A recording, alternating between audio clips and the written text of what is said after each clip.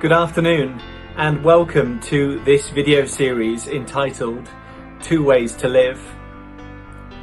Over 6 weeks we'll be looking at the good news of Jesus, starting from the creation of the world all the way to the cross and the resurrection of Jesus. And we'll be looking at why it's the best news, not just in this current COVID time, but the best news of all time. And so if you're looking at Christianity, wondering what it's all about, we hope that this will be helpful. If you call yourself a Christian and, like me, you find it hard to tell other people about Jesus, where to start with that, then we hope that this will be really helpful to you too.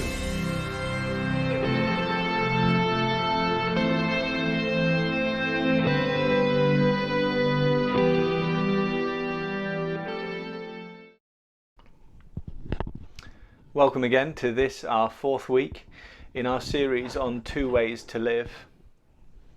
And well, let's just briefly have a catch up on where we've got to so far in weeks 1 to 3. In week 1 we saw, didn't we, that God made the whole world. And he made it, and he's the loving ruler of it. Every good thing you see, every good thing you enjoy, God made it.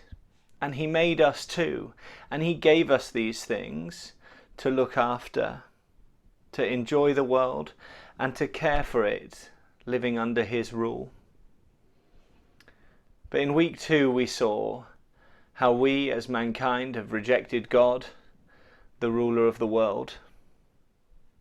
We take all the good things the world offers us, that God has made for our enjoyment, but we reject the Creator, we reject God.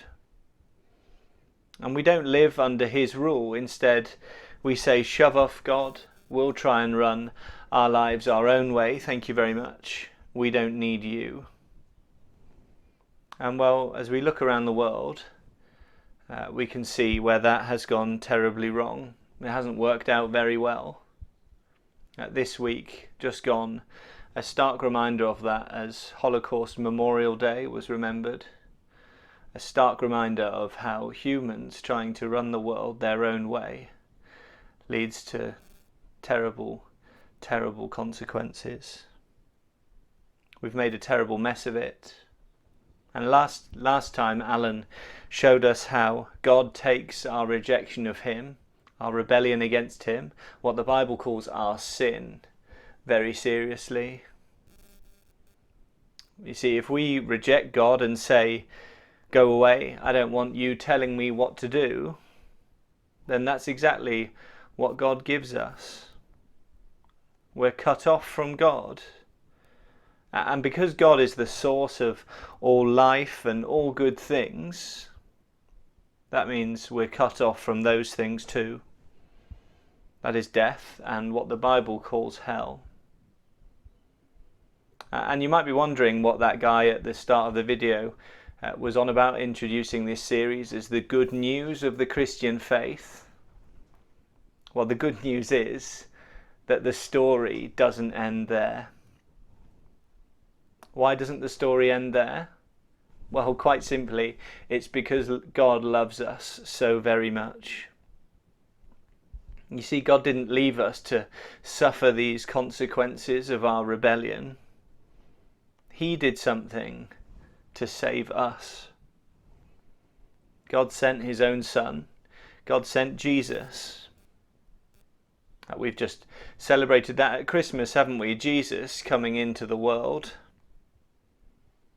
And like us, Jesus was a real person of flesh and bone who experienced the hardships, the sadnesses of life and the joys.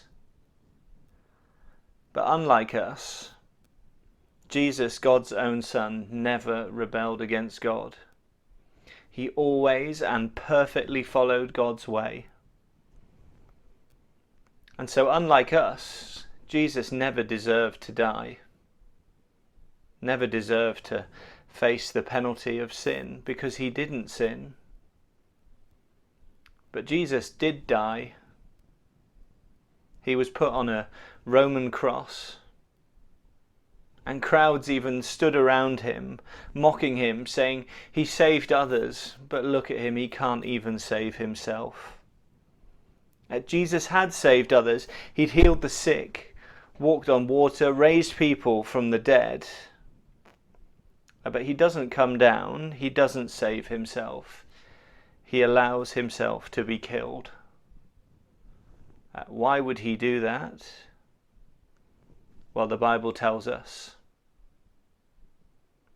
In our verse, Christ died for sins once for all, the righteous for the unrighteous, to bring you to God.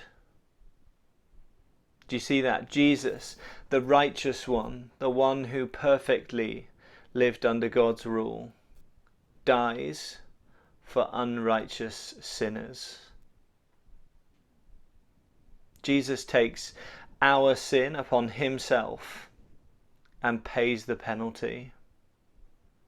He takes the full force of God's justice so that forgiveness is available to us. Jesus dies our death to bring us to God. That is really the most incredible gift from a loving and kind and merciful and generous God who simply wants you to turn to him and know his forgiveness.